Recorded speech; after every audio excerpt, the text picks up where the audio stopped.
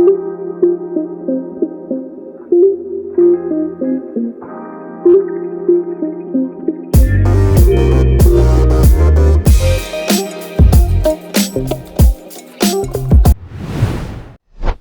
දවසක් දුවේ පුතේ මේ ඔබගේ විද්‍යා පන්තියයි සබස්ක්‍රයිබ් කරන්න ලසන්ත මහදුරගේ YouTube channel එක.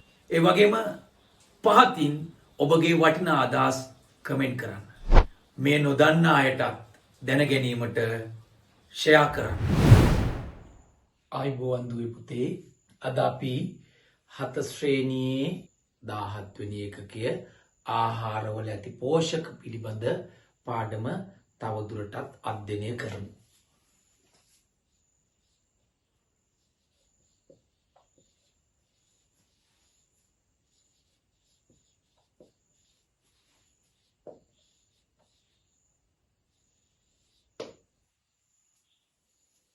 අපි ඉස්සෙල්ලාම බලමු අපගේ පැවැත්ම සඳහා අපිට අවශ්‍යයි විවිධ පෝෂක. අපි දන්නවද ආහාරයක අඩංගු ප්‍රධාන පෝෂක සංඝටක මොනවද? ආහාර වේලක ප්‍රධාන වශයෙන්ම අඩංගු පෝෂක සංඝටක කීපයක් තියෙනවා. ඒ එක් එක් පෝෂක සංඝටක මගින් ඉටුවන නොයෙකුත් කාර්යයන් තියෙනවා. අපි බලමු එහෙනම් සිරුරේ පවතින ප්‍රධාන පෝෂක සංඝටක මොනවද? ඒවයින් ඉටුවන ප්‍රධාන කාර්ය මොනවද? 1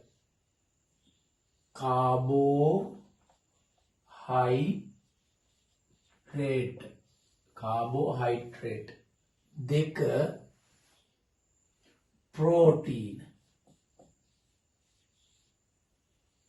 3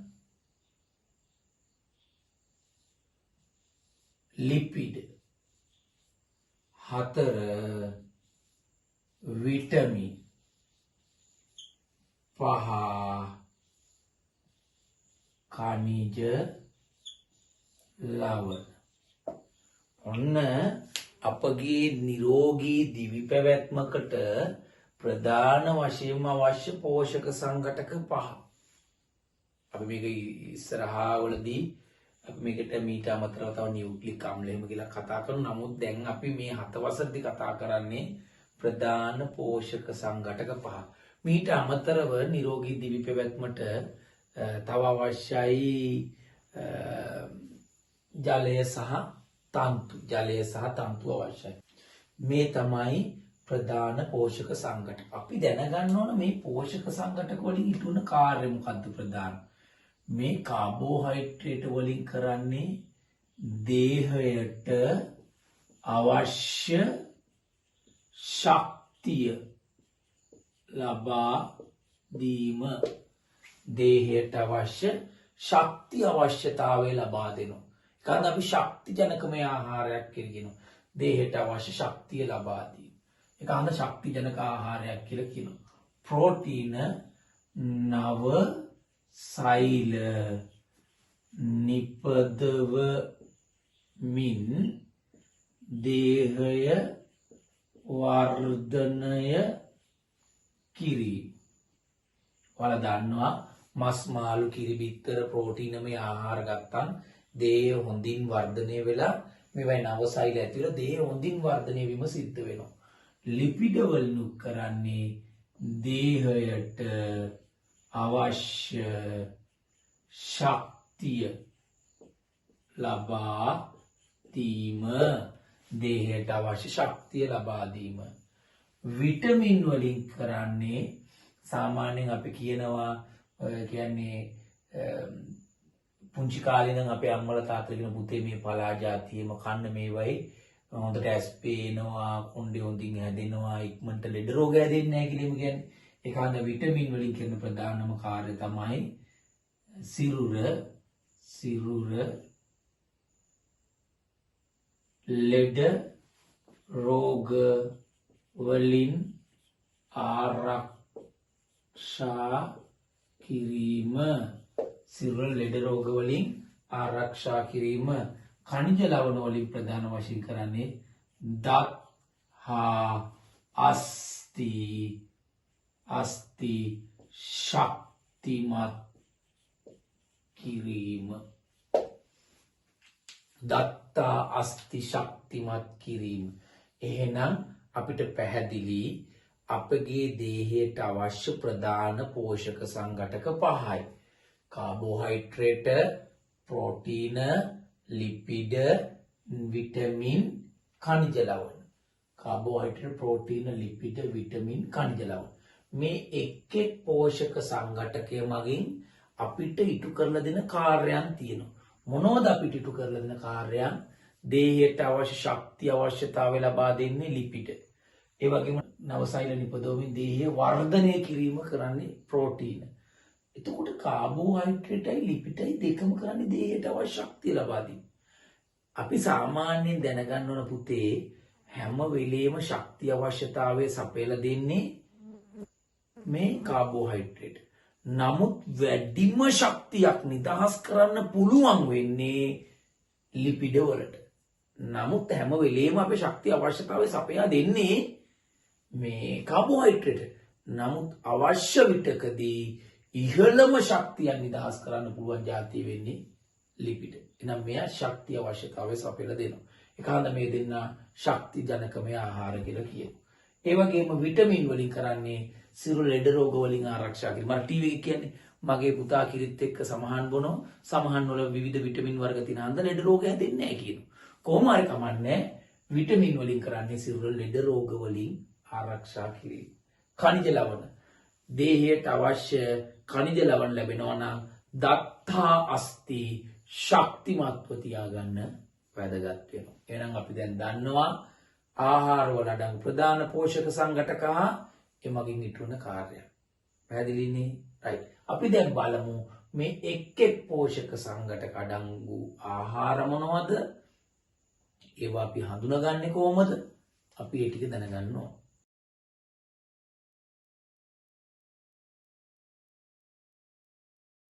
ග්ලූකෝස්,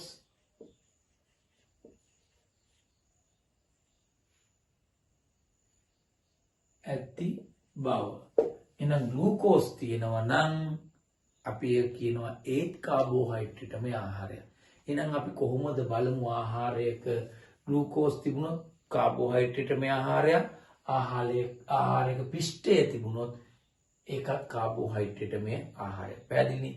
එහෙනම් අපි ඉස්සෙල්ලාම අරගෙන විද්‍යාගාරේ තියෙනවා මෙන්න මේම පෝසිලින් වලින් හදාගත්ත වර්ණ සහ මෝල කියලා එකක්. මේ පෝසිලින් වලින් හදලා තියෙන්නේ ඔහොම මේකට අර්තාපල් මඤ්ඤොක්කා හරි බත් ටිකක් හරි දාලා සිහින්ව අඹරා ගන්නවා. සිහින්ව අඹරගෙන සුදු පාටට හුරු පිඟන් ගඩොලක් මතින් තියලා මේ ආහාරමය කොටසෙන් ද්‍රව බිඳුවක් වගේ ජලීය ද්‍රවණ කොටසක් අරගෙන මම මේකට දානවා පුතේ අයඩි. මම මේකට වීදුරු කූරක් ආධාරයෙන් අයඩින් බිඳුවක් දානවා. අයඩින් කහ දුඹුරු පාටයි. මේකට දැම්මන් පස්සේ පුතේ දම් පැහැයට හුරු නිල්. දම් පැහැයට හුරු නිල් පාටක් ගෙන දෙනවා නම් ආහාරයේ පිෂ්ඨය තියෙනවා. එහෙනම් සිහින්ව අඹරාගත් ආහාර කොටසක් සුදු පාට පිඟන් ගඩොලක් මත තියන්නේ වර්ණ විපර්යාසය පැහැදිලිව බලා ගන්න පුළුවන්. අන්න ඒක සුදු පාට පිඟන් ගඩොලක් මත සිහින්ව අඹරාගත් ආහාර කොටසක් තියලා අපි එකට අයඩින් බිඳුවක් දැම්මන් පස්සේ දම් පාටට හුරු නිල් පාටක් ගෙන දෙනවා නම් ආහාරයේ පිෂ්ඨය තියෙනවා. පිෂ්ඨය තියෙනවා නම් එයා කාබෝහයිඩ්‍රේට් මේ ආහාරය. පැහැදිලිනේ? ආහාරයේ ජලීය කොටසක් අරගෙන ඒකට ඒ සුදු පාට පිඟන් ගඩොලක් මතින් තියලා ඒකට අයඩින් බිඳුවක් දැම්මම ඒක දම් පාටට හුරු නිල් පාටක් එනවා නම් අපි කියන්නේ මොකද්ද? පිෂ්ඨය තියෙනවා. පිෂ්ඨය තියෙනවා එයා කාබෝහයිඩ්‍රේට් මේ ආහාරය. අනිත් එක සීනි ඇති බව අපි පරීක්ෂණාත්මකව පෙන්වන්නේ. එහෙම නැත්නම් මේ ග්ලූකෝස් ඇති බව පෙන්නුවොත් එයා කාබෝහයිඩ්‍රේට් මේ ආහාරය. පැහැදිලිනේ? අපි ග්ලූකෝස් ද්‍රාවණයක් මෙහෙම පරීක්ෂණ නලයක ග්ලූකෝස් ටිකක් දිය කරලා අරගෙන මම මේකට දානවා බෙනඩික්. මේකට අපි ආහාරයෙන් ග්ලූකෝස් වල මිලිලීටර් 2ක් ගත්තොත් බෙනඩික් මිලිලීටර් 2ක් දානවා. සමාන ප්‍රමාණයෙන් දාලා හොඳට කවලම් කරලා අපි මේක රත් කරන්න ගන්නවා. මේක රත් කරනකොට පිළිවෙලින් නිල්, කොළ, කහ, තැඹිලි, ගඩොල් රතු. අන්න නිල්, කොළ, කහ, තැඹිලි, ගඩොල් රතු ඔය වර්ණ විපර්යාසය ගෙන දෙනවා නම් ආහාරයේ ග්ලූකෝස් මොනවද මේකට දාන්නේ? බෙනඩික්. ආහාරයේ ජලීය ද්‍රාවණ කොටසට සමානවම බෙනඩික් ස්වල්පයක් දාලා ඒ පරිමාවක්ම දාලා මේක රත් කරනකොට නිල් පාට කොළ පාටට හැරෙනවා, කොළ පාට කහ පාටට හැරෙනවා, කහ පාට තැඹිලි පාටට හැරෙනවා, අවසානයේ ගඩොල් රතු පාට වෙනවා නම් සමහර කට්ටිය හරි ආඩම්බරෙන් කියනවා ඔය මුත්‍රා සාම්පල් පරීක්ෂා කරන්නම ගියන් පස්සේ මුත්‍රා සාම්පල් එකෙටත් සීනි ඇද්ද බව අඳුන ගන්න දාන්නේ මේ මුත්‍රා සාම්පලයකට බෙන්ඩික් දාලා රත් කරන් පස්සේ ගඩොල් රතු පාට ආවන් පස්සේ හරි ආඩම්බරෙන් කියනවා මගේ මුත්‍රා සාම්පලේ බෙන්ඩික් දාලා රත් කරන් ගඩොල් රතු පාට වුණා. ආඩම්බරෙන් කියන්නේ නෙවෙයි දුක් වෙන්න වෙන්නේ. ඇයි? ඒකේ ග්ලූකෝස් තිනු ගැනීමට දී වැඩියා. ඒක හන්දා ආහාර කොටසකින් ජලීය ද්‍රාවකණය අරගෙන ඒකට සමාන ප්‍රමාණයක් බෙනඩික් දාලා මේක රත් කරනකොට පිළිවෙලින් නිල්, කොළ, කහ, තැඹිලි, ගඩොල් රතු වෙන දෙනවා නම් ආහාරයේ මොනවද තියෙන්නේ? ආහාරයේ ග්ලූකෝස් තියෙනවා. ග්ලූකෝස් තියෙනවා නම් එයා කාබෝහයිඩ්‍රේට් මේ ආහාරය. පැහැදිලිනේ? එහෙනම් අපි කාබෝහයිඩ්‍රේට් මේ ආහාර කියන්නේ ශක්තිජනක මේ ආහාරයක් කිව්වා. අල, බතල, කොස්, දෙල්, උක්කුෂමී, පැණි, වට්ටක්කා, කැරට් ඒ වගේ වයි තියෙන්නේ කාබෝහයිඩ්‍රේට් මේ ආහාර කිව්වා. ඒකේ ස්වභාවය අනුව පැන් රසක් ගෙන දෙනවා නම් සීනිමය ආහාර කිව්වා. පැන් රසක් ගෙන දෙන්නේ නම් පිෂ්ඨමය ආහාර කිව්වා. ඊට පස්සේ පිෂ්ඨේ පරීක්ෂණාත්මකව හඳුනාගන්නේ ආහාරයේ ජලීය ද්‍රාවණයක් සුදු පාට පිඟන් ගඩොලක් මතලගෙන හල්ලා ඒකට අයඩින් බිඳුවක් දැම්මන් පස්සේ දම් පාට රුණු නිල් පාටක් ගෙන දෙනවා නම් ආහාරයේ පිෂ්ඨය තියෙනවා. එන කාබෝහයිඩ්‍රේට් මේ ආහාරය. ආහාරයේ අපි ග්ලූකෝස් ද්‍රාවණයක් අරගෙන පරීක්ෂණ වලට ඒ හා සමානවම බෙන්ඩික් දාලා රත් කරනකොට නිල්, කොළ, කහ, තැඹිලි, ගඩොල් රතු ගෙන දෙනවා නම් ආහාරයේ ග්ලූකෝස් තියෙනවා. එහෙනම් එයා කාබෝහයිඩ්‍රේට් මේ ආහාරය. ඔන්න ඔච්චරයි අපි කාබෝහයිඩ්‍රේට් ගැන දැනගන්න ඕන. හරි පුතේ. එහෙනම් අපි බලමු ඊළඟ දෙවනි පෝෂක සංඝටකය ප්‍රෝටීන. ප්‍රෝටීන කිව්ව ගමන්ම අපි දන්නවා පුංචි කාලේ ඉඳන් අපිට ප්‍රෝටීන ගොඩක් අපේ අම්මලා තාත්තලා දෙන්න උත්සාහ කරනවා. අපි දන්නෝ දේ ඇයි කියලා. මේ ප්‍රෝටීන වලින් තමයි කරන්නේ මේ ගෙවි යන සෛල නැවත ඇති කරනවා. ගෙවි යන සෛල අපේ විනාශ වෙලා යන සෛල නැවත සෛල ඇති කරලා නව සෛල නිපදවලා දේහය වර්ධනය කරනවා. නව සෛල නිපදවලා දේහය වර්ධනය කිරීම කරන්නේ ප්‍රෝටීන මගින්. එතකොට අපිට මොකද ප්‍රෝටීන මේ ආහාර ප්‍රෝටීන ඩංගු මස්, මාළු, කිරි, බිත්තර, කරවල, ඉතින් යම් මල කඩ, සෝයා බෝංචි, පරිප්පු, කව්පි, මුං ඇට, දඹල ඔන්න ඔය වගේව තමයි අපිට හමුවන ප්‍රෝටීනමය ආහාර. මොකද මස්, මාළු, කිරි, බිත්තර, කරවල, ඊට පස්සේ උම්මල කඩ, පරිප්පු, සෝයා බෝංචි, දඹල වගේ දේවල් ලියන්න පුළුවන්. හරිද? එතකොට අපිට මේකේ බැලුමටම දෙයක් පේනවා. මස්, මාළු, කිරි, බිත්තර, කරවල, උම්මල කඩ. ඒ වැවිල ඔක්කොම මොනවද? සත්වමය ප්‍රෝටීන. ඒවා සත්වමය ප්‍රෝටීන. ඒ වගේම මෙන්න මේවා මොනවද? මුං ඇට, කව්පි, දඹල, සෝයා බෝංචි අන්නේ ඒ වගේව මොනවද? ශාකමය ප්‍රෝටීන. එහෙනම් ප්‍රෝටීනමය ආහාර ප්‍රධාන කොටස් දෙකයි. ශාකමය ප්‍රෝටීන, සත්වමය ප්‍රෝටීන. එතකොට මස් මාළු කිරි බිත්තර කරවල කියලා කියන්නේ සත්වමය ප්‍රෝටීන, දඹල, සෝයා බෝංචි, මුං ඇට, කවුපි, පරිප්පු ඒවවිලා ශාකමය ප්‍රෝටීන. එතකොට ප්‍රෝටීන වලින් කරන කිව්වේ නවසෛල නිපදවල දේහය වර්ධනය කිරීම. නවසෛල නිපදවල දේහය වර්ධනය කිරීම තමයි ප්‍රෝටීන වලින් කරේ. ප්‍රෝටීන පරීක්ෂණාත්මකව හඳුනාගන්නේ කොහොමද?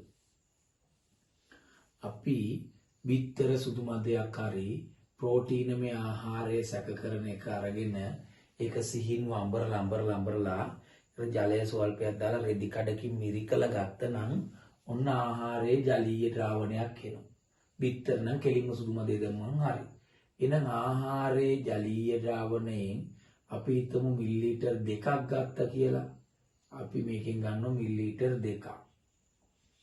මේකට දානවා සෝඩියම් හයිඩ්‍රොක්සයිඩ් ද්‍රාවණ, සෝඩියම් හයිඩ්‍රොක්සයිඩ්. සෝඩියම් හයිඩ්‍රොක්සයිඩ් උත් මිලිලීටර් 2ක් දාලා මේකට කොපර්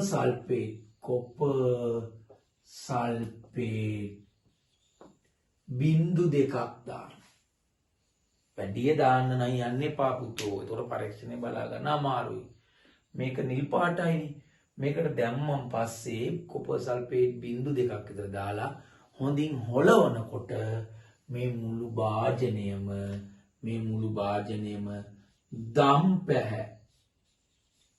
දම් පැහැ වෙනවා නම් මුළු භාජනයම ඒ ආහාරයේ මොනවද තියෙන්නේ? ප්‍රෝටීන තියෙනවා කියලා කියනවා.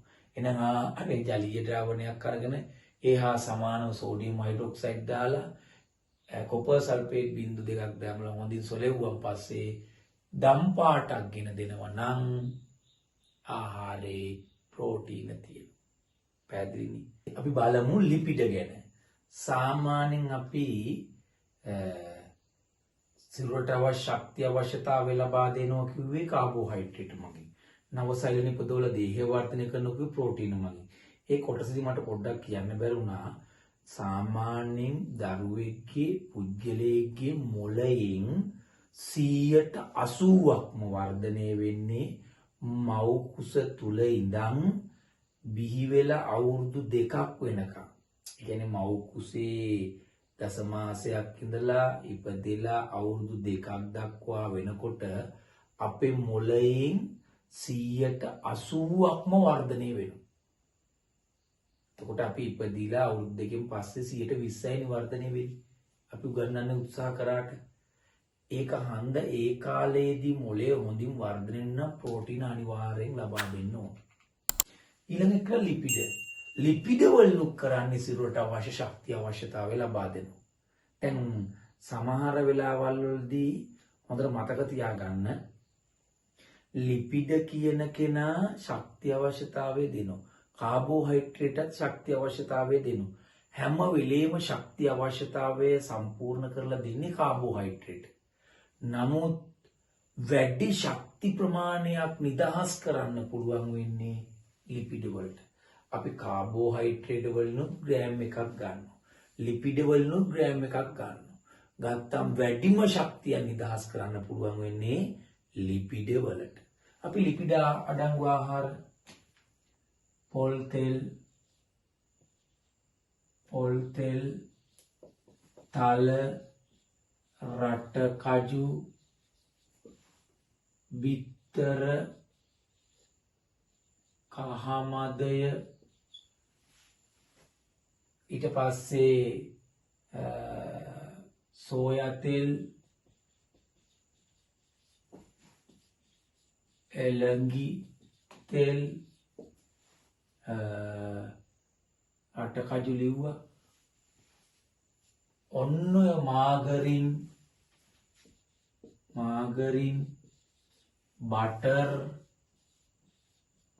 චීස්, මීකිරි, ඔන්න ඕවා ඇවිල්ලා ලිපිඩමය ආහාර.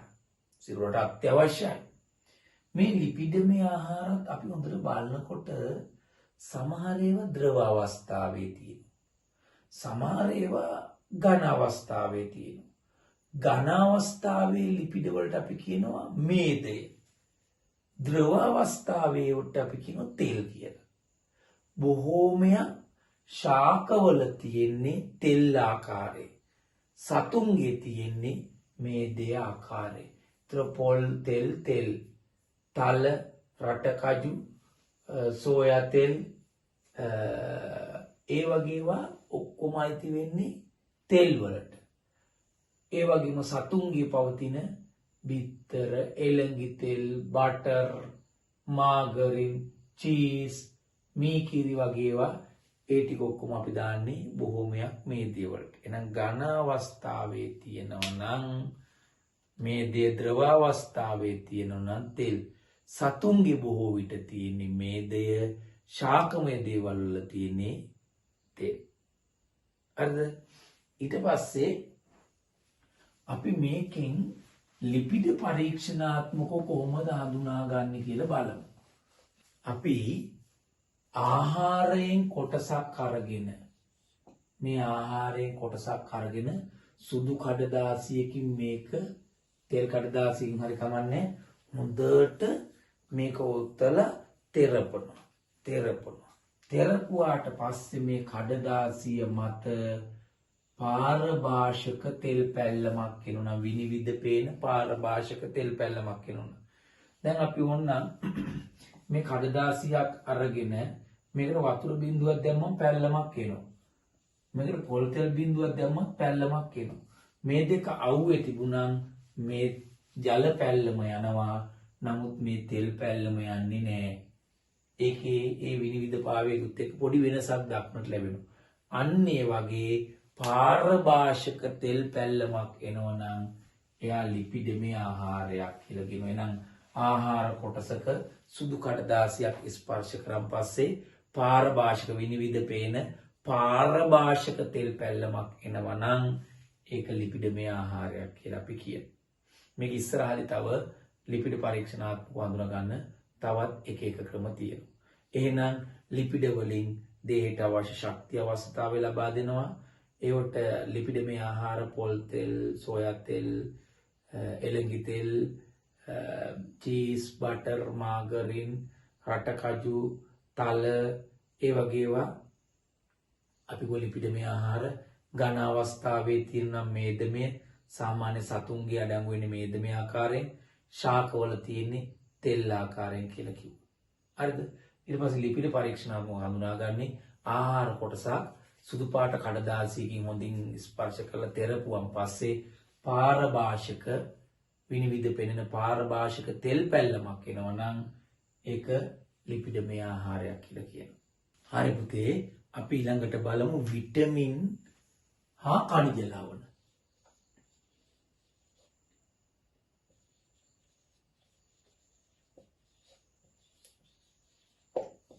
මම මේ දෙකම එක සැරේ කතා කරනවා.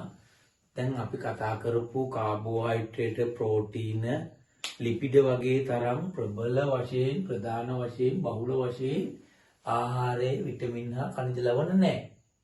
නමුත් මේවා නැතුව බෑ සිරුරට. මේවා අත්‍යවශ්‍යයි.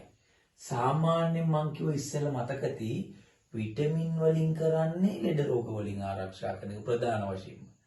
ఖනිජ ලවණ වලින් කරන්නේ දත්තා අස්ථි ශක්තිමත් කිරීම. පොදුවේ අපි මේ දෙකටම කියනවා ලෙඩ රෝග වලින් ආරක්ෂා කිරීම හා දත්තා අස්ථි ශක්තිමත්ව පවත්වා ගන්න අපිට විටමින් හා ఖනිජ ලවණ අවශ්‍යයි කියලා කියනවා. එතකොට අපි ඉස්සෙල්ලාම බලමු මේ විටමින් ගැන. එතකොට සිරුර ලෙඩ රෝග වලින් ආරක්ෂා කරනවා කියලා කිව්වා. මොනවද තියෙන vitamin? A, B, C, D, E, K. A, B, C, D, E, K. මේවායින් පුතේ ජලයේ දියවන විටමින තියෙනවා. B, C කියන කට්ටිය මෙයාලා ජලයේ දිය වෙනවා. එතකොට A, D, E, K, A, D, E, K. ඒව සාමාන්‍යයෙන් ජලයේ දිය වෙන්නේ නැහැ. ගන්න විශේෂත්වය. BC කියන කෙනා ජලයේ දිය වෙනවා A B C D E K වලින් BC අරුණම් පස්සේ ඉතුරු ටික ජලයේ දිය වෙන්නේ නැහැ. ඒතර බලමු අපි මේ එක් විටමින් වර්ග හා ඒවා සාමාන්‍යයෙන් අපි මේවා පාඩම් කරන්න නෙවෙයි කටපාඩම් කරන්න නෙවෙයි අපි දැනගන්න ඕන පොඩ්ඩක් මේ දේවල් ටික.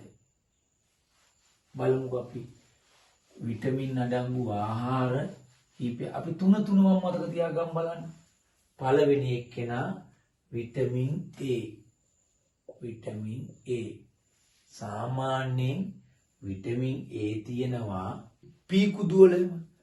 P කුදු වල ප්‍රධාන වශයෙන් අඩංගුයි බටර්, P කුදු, ඒ වගේම කිරි, ඒ වගේම කහ පැහැති එළවලු වල. කහ පැහැති එළවලු වල. එහෙනම් කිරි, P කුදු, ඊට පස්සේ බටර්, ඊට පස්සේ කහ පැහැ එළවලු වල.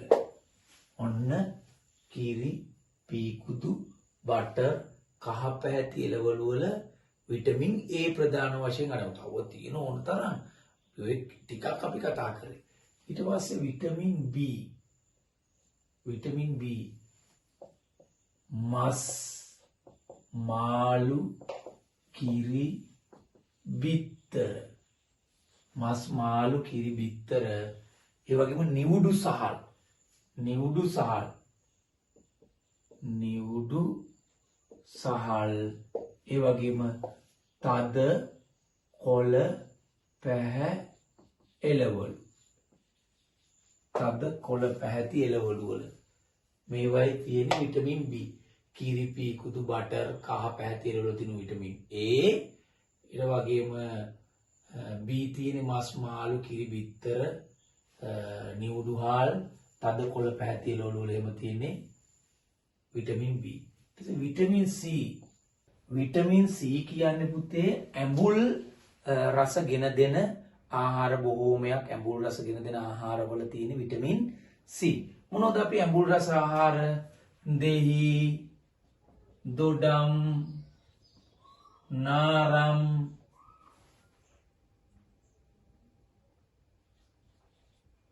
ඊට පස්සේ නෙල්ලි, අන්නේ වගේ සාමාන්‍යයෙන් තක්කාලි ප්‍රධාන වශයෙන්ම ඇඹුල් සහිත ආහාරවල තියෙන්නේ විටමින් C. ඊට පස්සේ විටමින් D තියෙනවා මෝර තෙල්. මෝර තෙල් වල තියෙනවා මාළු, කිරි, මාළු, කිරි, බිත්තර. බිත්තර. ඔය මේ ආහාරවල සාමාන්‍යයෙන් මේ පෝෂණ ගුණය වැඩි ආහාරවල විටමින් D හා විටමින් B සාමාන්‍ය පෝෂණ ගුණ ප්‍රෝටීන බහුල ආහාරවල විටමින් D සහ B ප්‍රධාන වශයෙන්ම තියෙනවා. ඊට පස්සේ විටමින් E. තද කොළ පැහැ එළවලු. තද කොළ පැහැ එළවලු පලා වර්ග. තද කොළ පැහැති එළවලු පලා වර්ග දාන්නේ. ඔන්න ඔය ප්‍රධාන වශයෙන්ම අඩංගුයි විටමින් E. පැහැදිලිනේ? තද කොළ පැහැති එළවලු කිව්වන් පස්සේ ගෝවා, රාබු, බෝංචි ඒ වගේ දේවල් වල තියෙනවා. ඊට පස්සේ විටමින් K. Vitamin K නිවිති, මල්ගෝවා, තක්කාලි, ගෝවා. මෙන්න මේ ආහාරවල ප්‍රධාන වශයෙන් විටමින් K අඩංගුයි. එහෙනම් මේ තියෙන්නේ A B C D E K කියන විටමින් බහුල වශයෙන් අන්තර්ගත ආහාර. මෙන්න මේ ආහාර ලබා ගැනීම තුලින් මේ විටමින් සිරුරට ලබා ගන්න පුළුවන්. අපි එහෙනම් ඊට පස්සේ බලමු කාබෝහයිඩ්‍රේට්, ප්‍රෝටීන, ලිපිඩ, විටමින් කතා කරා. ඊට පස්සේ ඛනිජ ලවණ අඩංගු ආහාර අපි ප්‍රධාන වශයෙන්ම සිරුරට අවශ්‍යයි කැල්සියම් ප්‍රධාන වශයෙන්ම අවශ්‍යයි. ඊට පස්සේ phosphorus ඊට පස්සේ sodium යකඩ iodine ඔන්න මේ පෝෂක khනිජ ලවණ සිරුරට ප්‍රධාන වශයෙන් අවශ්‍යයි. සාමාන්‍යයෙන් කිරිමේ ආහාර කිරිවල කැල්සියම් අඩංගුයි. හාල් මැස්සෝ කුඩා මාළු සාමාන්‍යයෙන් ප්‍රධාන වශයෙන් ඔන්න ඔය ආහාරවල කිරිවල හාල් මැස්සෝ කුඩා මාළු වල ප්‍රධාන වශයෙන් කැල්සියම් අඩංගුයි. ඒ වගේම phosphorus කිරි බිත්තර චීස් ධාන්‍ය වර්ග වල ප්‍රධාන වශයෙන් සුදු ලුණු ඔන්න වගේ ආහාරවල ප්‍රධාන වශයෙන් අඩංගුයි phosphorus. ඊට පස්සේ සෝඩියම් කියලා කියනකොට අපි කෙන්ඩ පෙල්ලේම සිද්ධ වෙන්නේ. ඒ සෝඩියම් ප්‍රධාන වශයෙන්ම තියෙනවා කෑමට ගන්නා ලුණු මස් මාළු බිත්තර මස් මාළු කිරි බිත්තර වල ප්‍රධාන වශයෙන්ම සෝඩියම් අඩංගුයි. ඊට පස්සේ යකඩ තල පීකුදු ප්‍රධාන වශයෙන්ම තල පීකුදු ගොටු කොළ නිවිති ඔන්නෝව තමයි ප්‍රධාන වශයෙන්ම යකඩ අඩංගු ආහාර වෙන්නේ. තල පීකුදු ගොටු කොළ නිවිති වගේ ආහාරවල ප්‍රධාන වශයෙන්ම යකඩ අඩංගුයි. අවසාන වශයෙන් අයඩින් අඩංගුයි. අයඩින් මිශ්‍ර ලුණු වල හා මුහුදු ආහාර ඒ මුහුදු මාළු වලම ප්‍රධාන වශයෙන් අඩංගුයි. මෙන්න මේ khනිජ අපේ දේහයට අවශ්‍යයි. මේ khනිජ ලබා ගන්න නම් ප්‍රධාන වශයෙන් මෙන්න මේ ටික තියෙන්න ඕන.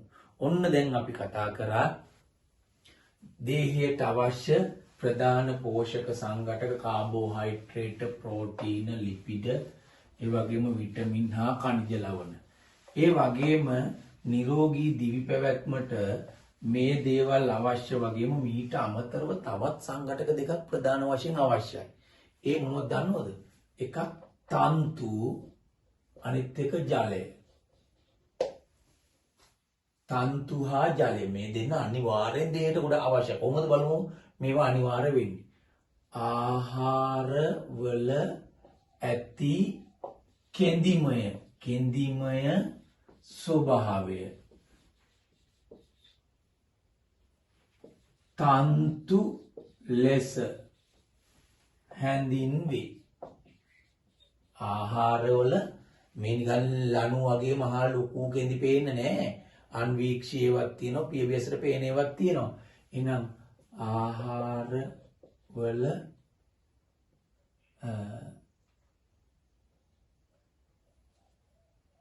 ආහාරවල ඇති තන්තු කියලා කියන්නේ ආහාරවල ඇති කෙඳිමය ස්වභාවයට තමයි තන්තු කියලා හඳුන්වන්නේ.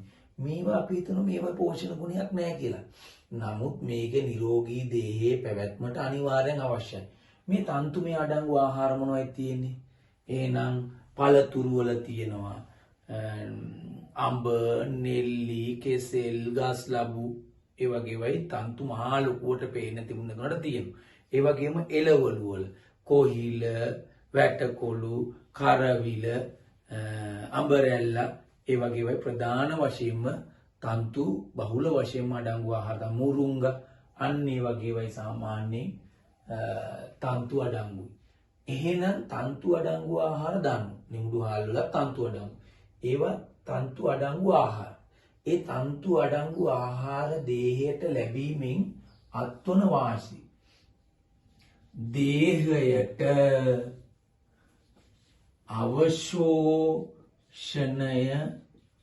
කරගන්නා මේද ප්‍රමාණය අඩු කරයි. දැන් ආහාරයෙන් අපි ගන්න ආහාරවල අඩංගු මේද ඔක්කොම අපේ සිරුරට අවශෝෂණය කරගන්නවා නම් අපේ දේහයේ කොලෙස්ටරෝල් මට්ටම ශීඝ්‍ර ලෙස වැඩි වෙනවා. ඒක හන්ද දේහයට අවශෝෂණය කරගන්න මේද ප්‍රමාණය අඩු කරනවා. ඊළඟට දෙක දේහයට අවශෝෂණය කරගන්නා මොනවද? ග්ලූකෝස් ප්‍රමාණය නසීනි ප්‍රමාණය අඩු කරයි. ඒවා දේහයට අවශෝෂණය කරගන්න ග්ලූකෝස් ප්‍රමාණය අඩු කරනවා. එහෙම නැත්නම් ගොඩාක් දේහයට ග්ලූකෝස් අවශෝෂණය කරගත්තොත් දියවැඩියාව හැදෙන්න පුළුවන්. එහෙනම් මේ දේහයට දේහයේ පටක වලට අවශෝෂණය කරගන්න ආහාරයේ තියෙන මේ අවශෝෂණය අඩු කරනවා. දේහයට අවශ්‍ය දේහයට අවශෝෂණය කරගන්න ග්ලූකෝස් ප්‍රමාණය අවම කරනවා. ඒ වගේම 3 මල බද්ධය ඇති කරලා අර්සස් වැනි රෝගී තත්ත්වයන් ඇතිවීම වළක්වනවා. මල බද්ධය වළක්වල මල පහ කිරීම පහසු කරනවා. මල බද්ධය ඇතිවීම වළක්වා මල පහ පිට කිරීම පහසු කරවයි. එන්නම් බලන්නකෝ මේ තන්තුමය ආහාර අපේ දේහයට ගත්තම් අපට අත්වන වාසි. මේවා තමයි තන්තු දේහයට ගත්තම් අත්වන වාසි. මේවා නැති වුණොත් දේහයට අවශෝෂණය කරගන්න මේද ප්‍රමාණය වැඩි වුණොත් අපි ඉක්මනට රෝගී වෙනවා. දේහයට අවශෝෂණය කරගන්න ග්ලූකෝස් ප්‍රමාණය වැඩි වුණොත් ඒත් ඉක්මනට අවශෝෂණය වෙනවා. මල පහ කරන්න අමාරු නම් මල බද්ධය ඇති වෙනවනම් හරිම අපහසුයි. එහෙනම් පෝෂක සංඝටක වලට අමතරව ආහාරවල අඩංගු කෙඳිමේ ස්වභාවයට තමයි කියන්නේ තන්තු. ඒව පියවියසට පේනේවත් තියෙනවා නොපෙන්නේවත් තියෙනවා. එතකොට වැට කොළු කොහිල දඹල ඇඹරැල්ලා නිමුඩු සහිත සහල් ඒ වගේ වයි තන්තු බහුල වශයෙන් දක්නට ලැබෙනවා. ඒ තන්තු අඩංගු ආහාර ගැනීමෙන් මෙන්න මේ ක්‍රියාවලිය පාලනය වෙනවා. අපි ඊට පස්සේ බලමු දේහයේ පැවැත්මට ජලය අවශ්‍යයි කිව්වනේ. කොහොමද දේහයේ පැවැත්මට ජලය දායක වෙන්නේ කියලා.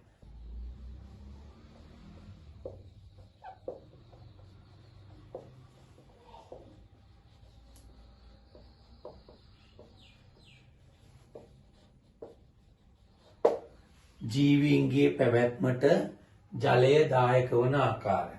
අපි ප්‍රමාණවත් තරම් ආහාර ගන්නවා වගේම ප්‍රමාණවත් තරම් ජලය ලබා ගත්තම අපි නිරෝගී දේහයක් පවත්ව ගන්න පුළුවන්.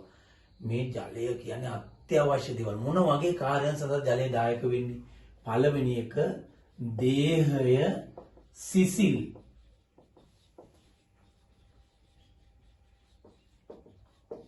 දේහය සිසිල්ව තබා ගන්න නැත්නම් අපේ දේහයේ ජලය නැත්නම් දේහයේ ඇතුළේ උෂ්ණත්වය අසාමාන්‍ය ලෙස වැඩි වෙනවා.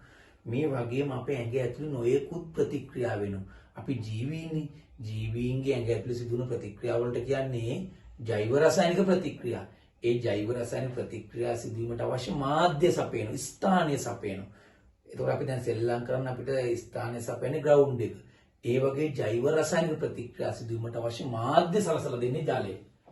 ජෛව රසායනික ප්‍රතික්‍රියා සඳහා මාධ්‍ය සලසා දීම. 3. ඒ වගේම අපේ දේහයේ තියෙන බහිස්රාවී ද්‍රව්‍ය ජලය නැත්නම් ඒ අපද්‍රව්‍ය බහිස්රාවී ද්‍රව්‍ය මල ද්‍රව්‍ය දේහයෙන් බැහැර කරන්න බෑ. එහෙනම් බහිස්රාවී ද්‍රව්‍ය පහසුවෙන් දේහයෙන් බැහැර කරන්නත් මේ ජලය ඉතා වැදගත් වෙනවා. දේහය තුල ඇති බහිස්රාවී ද්‍රව්‍ය දේහයෙන් පහසුවෙන් බැහැර කිරීමට දායක වීම. ඊළඟ එක මල ද්‍රව්‍ය පහසුවෙන් බැහැර කිරීමට. එහෙනම් දේහයේ මල ද්‍රව්‍ය පහසුවෙන් බැහැර කරන්නත්, දේහය තුල ඇති බහිස්ත්‍රාවී ද්‍රව්‍ය පහසුවෙන් දේහයෙන් බැහැර කරන්නත්, ජෛව රසායනික ප්‍රතික්‍රියා සඳහා මාධ්‍ය සලසා දීමත්, දේහයේ සිසිල්ව තබා ගන්නත් වැනි ක්‍රියාවලි සඳහා ප්‍රධාන වශයෙන්ම අපිට මේ ජලය දායක වෙනවා. එහෙනම් මේ ක්‍රියාවල ටික තියෙන්නේ නැත්නම් ජීවත් වෙන අපහසුයිනේ. එහෙනම් මේව තමයි ජලය මගින් ඉටුන ප්‍රධානම කාර්යයන් වෙන්නේ. ඊට පස්සේ අපි මේ පාඩමේදී දැන් ඔක්කොම වගේ කතා කරලා ඉවරයි. දැන් පොඩි කොටසක් තියෙනවා අපි අවසානට ඉවර කරන්න. එහෙනම් ඔය අපි කතා කරපු ඒවා නිරෝගී දේහය පවත්ව ගන්න ප්‍රධාන පෝෂක සංඝටක අවශ්‍යයි, තන්තු අවශ්‍යයි, ජලය අවශ්‍යයි. ඒ ඇරුණන් පස්සේ අපි මේකේ කතා කරන මේ පාඩමේ තුලිත ආහාර වේලක් කියන්නේ මොකක්ද කියලා.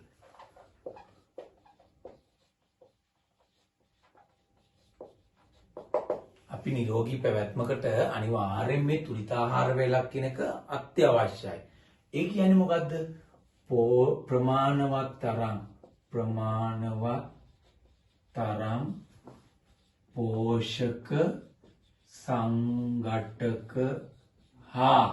ප්‍රමාණවත් තරම් පෝෂක සංඝටක හා තන්තු අඩංගු ආහාර වේලක්. නැනම් ආහාරයක් අපි කියන තුලිත ආහාරයක් කියලා. අපි ඔය අපේ දේහයට පෝෂක ඕන කියලා හැමදාම මස් මාළු කිරි බිත්තර ඕනවට වැඩියෙන් පෝෂක ගත්තොත් ඒත් හොඳ නැහැ. ඕනවට අඩුවෙන් ගත්තොත් ඒත් හොඳ නැහැ. එහෙනම් අපි පුරුදු වෙනවා පෝෂක සංඝටකයි තන්තුයි ප්‍රමාණවත් තරම් අඩංගු ආහාර වේලක් ගන්න ඕන. එතකොට තමයි අපිට නිරෝගීව පවත්වා ගන්න පුළුවන් වෙන්නේ. මේ තුලිත ආහාර වේලක් ලබා ගැනීමෙන් අපිට නිරෝගී දිවි පැවැත්මක් පවත්වා ගන්න පුළුවන්. ඒ වගේම මේ තුලිත ආහාරය නොලැබුණොත් අපිට මතුවෙන ලක්ෂණ තියෙනවා. මොනවද? උදාසීන ගතියක් පෙන්නනවා. අලස ගතියක් ඇතිවීම. අලස වෙන සාමාන්‍ය නිසි පෝෂණයක් නැත්නම් අලස වීමක් සිද්ධ වෙනවා. 2 ප්‍රතිශක්තිකරණය අඩු වෙනවා. රෝගවලට ඉක්මනින්ම ගොදුරු වෙනවා. රෝගවලට ඉක්මනින් ගොදුරු වීම. ඒ කියන්නේ ප්‍රතිශක්තිකරණය අඩුයි. සමහර කට්ටියට ළඟින් රෝගියෙක් ගියා හැදෙනවා. ඊළඟට 3 වෙනි එක දේහයේ ප්‍රමාණවත් තරම් වර්ධනය නොවීම හෝ වැඩිපුර පෝෂණයක් ගත්තොත් අධික ලෙස දේහය වර්ධනය වෙනවා. ඒකත් ගැටලුවන්නේ. දේහය ප්‍රමාණවත් තරම් වර්ධනය නොවීම. දේහය අධික ලෙස වර්ධනය වීම. හැම වෙලෙම ගොඩාක් පෝෂක සංඝටක අඩංගු ආහාරයක් ගත්තොත් දේහය අධික ලෙස වර්ධනය වෙනවා. ඒ වගේම ප්‍රමාණවත් තරම් පෝෂණ නොලැබුණොත් දේහය ප්‍රමාණවත් තරම් වර්ධනය වෙන්නේ නැහැ. රෝගවලට ඉක්මනින් ගොදුරු වෙනවා. ඒ වගේම අලස ගතියක් ඇති වෙනවා. ඒ වගේම විවිධ ඌනතා ලක්ෂණ කොන්තුආල වෙනවා, ඇස්සේ පේන්නේ තියෙන ඒවා, අස්ථි විදී යාම් වෙන ඒවා, අන්න ඒ වගේ ප්‍රධාන වශයෙන්ම විවිධ ඌනතා ලක්ෂණ ඇතිවීම. විවිධ ඌනතා ලක්ෂණ හැම ඇති වෙනවා. ඕන්න ඕවා තුලිත ආහාර වේලක් ගත්තේ නැතොතින් අපේ දේහයෙන් ඉස්මතු වෙන ලක්ෂණ තමයි මේ තියෙන්නේ. එන පෝෂක සංඝටක හා තන්තු ප්‍රමාණවත් තරංගු අඩංගු ආහාර වේලකට අපි කියන තුලිත ආහාර වේලක් කියලා. ඒව නොලැබීමෙන් මෙන්න මේ ලක්ෂණ දේහයේ ඉස්මතු වීම සිද්ධ වෙනවා. පැහැදිලිනේ? රයිට්. අපි ඔන්න ඔතනින් පාඩම ඉවරයි. හරි පුතේ දැන් අපි මේක සාමාන්‍යයෙන් මාසයක් විතර පන්තියේ උගන්වන පාඩමක්නේ. අපි මේක ඔයාලට කෙටි කාලෙකින් බලන්න පුළුවන් වෙන විදියට අපි මේ දේවල් ටික කරේ. ඊටාම පොඩි කාලයක් අරගෙන මම කතා කරන්න මේ පාඩමේ කතා කරේ මොනවද කියලා. එහෙනම් මිනිසාගේ තම පැවැත්ම සඳහා ප්‍රධාන වශයෙන් පෝෂක සංඝටක අවශ්‍යයි. මොනවද? කාබෝහයිඩ්‍රේට, ප්‍රෝටීන, ලිපිඩ, විටමින්, khනිජ ලවණ. ඒවා ප්‍රධානම පෝෂක සංඝටක. ඊට අමතරව දේහයේ පැවැත්මට ජලයයි තන්තුයි අවශ්‍යයි. කාබෝහයිඩ්‍රේට වලින් දේහයට අවශ්‍ය ශක්තිමය අවශ්‍යතාවය ලබා දෙන ශක්ති ජනකමය ආහාරය. ඒතර කාබෝහයිඩ්‍රේට වල ස්වභාවය අනුව සීනි හා පිෂ්ඨය ලෙස ප්‍රධාන ආකාර දෙකයි. අල බතල මඤ්ඤොක්ක කොස් දෙල් වල තියෙන පිෂ්ඨය කියලා කිව්වා. උක්කුෂ පළතුරු මී පැණි වල තියෙන්නේ සීනි කියලා කිව්වා. ඊට පස්සේ මම කාබෝහයිඩ්‍රේට පරීක්ෂණාත්මකව හඳුනා ගන්න ආහාරයේ ජලීය ද්‍රාවණයකට අයඩින් බිඳුවක් දැම්මන් පස්සේ දම්පැයට රු නිල් පාටක් ගෙන දෙනවා පිෂ්ඨයේ තියෙනවා. පිෂ්ඨයේ තියෙනවා නම් කාබෝහයිඩ්‍රේට මේ ආහාරයක් කියලා කිව්වා. ඒ වගේම ග්ලූකෝස් ද්‍රාවණයක් අරගෙන ඒ හා සමාන බෙනඩික් දාලා රත් කරනකොට නිල්, කොළ, කහ, තැඹිලි, ගඩොල් රතු වර්ණයකින් දෙනවා නම් ආහාරයේ ග්ලූකෝස් තියෙනවා. එහෙනම් කාබෝහයිඩ්‍රේට මේ ආහාරයක්. ඊට පස්සේ අපි කතා කරා ප්‍රෝටීන වලින් කරන්නේ නවසෛල නිපදවමින් දේහය වර්ධනය කිරීම සිද්ධ කරනවා. ඒතර ශාකමය ප්‍රෝටීනක් තියෙනවා, සත්වමය ප්‍රෝටීනක් තියෙනවා. මස් මාළු කිරි බිත්තර කරවල උම්මල කඩවල තියෙන්නේ සත්වමය ප්‍රෝටීන, මුං ඇට දඹල සෝයා බෝංචි කව්පි වගේ ඒවා තියෙන්නේ ශාකමය ප්‍රෝටීන. ඊට පස්සේ ප්‍රෝටීන පරීක්ෂණාත්මකව හඳුනාගන්නේ ප්‍රෝටීනයේ සිහින්ව අඹරලා ආහාරය ඒකේ ජලීය ද්‍රාවණයක් අරගෙන ඒ ආහාර කොටසට සමාන සෝඩියම් හයිඩ්‍රොක්සයිඩ් පරිමාවක් දාලා කොපර් සල්ෆේට් බිඳු කීපයක් දැම්මම දම් පාටක් වෙනවා නම් ආහාරයේ ප්‍රෝටීන අඩංගුයි කියලා කිව්වා. ඊට පස්සේ ලිපිඩ දේහයට ශක්තිමය අවශ්‍යතාවය දෙනකො ලිපිඩ. ඒ වගේම සමාන ග්ලූකෝස් අණුවකුයි කාබෝහයිඩ්‍රේට් අණුවකුයි ලිපිඩ අණුවකුයි ගත්තොතින් වැඩිම ශක්තියක් නිදහස් කරන්න පුළුවන් ලිපිඩ වලට. නමුත් දේහයට සෑම වෙලාවෙම ශක්තිය අවශ්‍යතාවය සපයා දෙන්නේ කාබෝහයිඩ්‍රේට් කියලා කිව්වා. එතකොට ලිපිඩ වල භෞතික අවස්ථාවන් ආකාර දෙකයි. ඝන අවස්ථාවේ තියෙනවා මේදය, ද්‍රව අවස්ථාවේ තියෙනවා තෙල්. ශාකවල බොහෝ තියෙන තෙල් ආකාරයෙන් කිව්වා. සතුන්ගේ බොහෝ විට තියෙන්නේ මේදමය ආකාරයෙන් කියලා කිව්වා. ලිපිඩ පරීක්ෂණාත්මකව හඳුනාගන්නේ ආහාර කොටසක සුදු කඩදාසියක් තද කරලා ඇතිල්ලුවම් පාරභාෂක තෙල් පැල්ලමක් ඇති වෙනවා නම් අපි කිව්වා ඒකේ ලිපිඩ තියෙනවා කියලා කිව්වා. ඊට පස්සේ විටමින් හා khනිජ ලවණ සුළු ප්‍රමාණයක් තිබුණා දේහයේ පැවැත්මට අත්‍යවශ්‍යයි කියලා කිව්වා. සාමාන්‍යයෙන් විටමින් හා khනිජ ලවණ vitamin A B C D E K කියලා තිනකුවා. B C කියනව ජලයේ දිය වෙනවා කිව්වා. A D E K ජලයේ දිය වෙන්නේ නැහැ කියලා කිව්වා. විටමින් වලින් ප්‍රධාන වශයෙන් කරන්නේ සිරුර ලෙඩ රෝග වලින් ආරක්ෂා කිරීම කිව්වා. khනිජ ලවණ වලින් කරන්නේ දත්තා අස්ථි ශක්තිමත් කිරීම කියලා කිව්වා. ඔය තමයි අපි විටමින් සහ khනිජ ලවණ මගින් ඉටුන කාරයන් ඒවා අඩංගු ආහාර අපි කතා කරා. ඊට පස්සේ අපි කතා කරා ජීවීන්ගේ පැවැත්මට ජලය සහ තන්තු අවශ්‍යයි කිව්වා. ආහාරවල ඇති කෙඳිමය ස්වභාවයට අපි කිව්වා තන්තු කියලා. එතකොට තන්තු පියවැසට පේනේවත් තියෙනව නැතිවත් තියෙනව කියලා කිව්වා. තන්තු අඩංගු ආහාර එළවලු, පළතුරු, නිමුඩු හාල් වගේ ආහාරවල තන්තු අඩංගුයි කිව්වා. තන්තු දේහයට ලැබීමෙන් ආහාරයේ තියෙන මේදේ දේහයට අවශෝෂණය අවම කරනවා කිව්වා. ආහාරයේ තියෙන සීනි දේහයට අවශෝෂණය අවම කරනවා කිව්වා. මලබද්ධය වළක්වල මලපා පිට කිරීම පහසු කරනවා කිව්වා. අන්න තන්තු මගින්. ඒ වගේම ජලය කියන කෙනා දේහයේ පැවැත්මට අත්‍යවශ්‍යයි කිව්වා. දේහයේ සිසිල්ව තබා ගන්න. ඒ වගේම බහිස්රාවී ද්‍රව්‍ය දේහයෙන් පහසුවෙන් බැහැර කරන්න. මල ද්‍රව්‍ය දේහයෙන් පහසුවෙන් බැහැර කරන්න. ඒ වගේ කාර්යයන් සඳහා අපිට ප්‍රධාන වශයෙන්ම ජලය අවශ්‍යයි කියලා කිව්වා. ඊට පස්සේ අපි කතා කරා තුලිත ආහාර වේලක් කියන්නේ මොකක්ද කියලා. පෝෂක සංඝටක හා තන්තු ප්‍රමාණවත් තරම් අඩංගු ආහාර වේලකට අපි කියනවා තුලිත ආහාර වේලා. තුලිත ආහාර වේලා නිරෝගී පැවැත්මට අත්‍යවශ්‍යයි. පෝෂණ ගුණයෙන් වැඩි එක අරගෙන හරියන්නේ නැහැ. පෝෂණ ගුණයෙන් අඩු ඒවත් අරගෙන හරියන්නේ නැහැ. තුලිත ආහාර වේලක් ගන්නවා. තුලිත ආහාර වේල නොගැනීම තුලින් මේ වගේම මතුවෙනවා. මොනවද? අලස ගතියක් ඇති වෙනවා. විවිධ ඌනතා ලක්ෂණ ඇති වෙනවා. ඒ වගේම රෝගවලට ඉක්මනින් ගොදුරු වෙනවා. ප්‍රතිශක්තිකරණය අඩු වෙනවා. ඒ වගේම දේහයේ ප්‍රමාණවත් තරම් වර්ධනය වෙන්නේ නැහැ. තවත් සමහරකට අධික ලෙස දේහයේ වර්ධනය වීම සිද්ධ වෙනවා. ඔන්න ඕවා තමයි මේ අපේ ආහාර පාඩම යටතේ කතා කරන්න තියෙන්නේ. එහෙනම් පුතේ මේ පාඩම නැවත නැවත හොඳින් බලන්න. මේ පාඩමට අදාළ විෂය කරුණු ටික ඔබට ධාරණය කරගන්න උත්සාහ කරන්න. එහෙනම් සියලු දෙනාටම බොහොම ස්තුතියි. ආයිබෝවන්.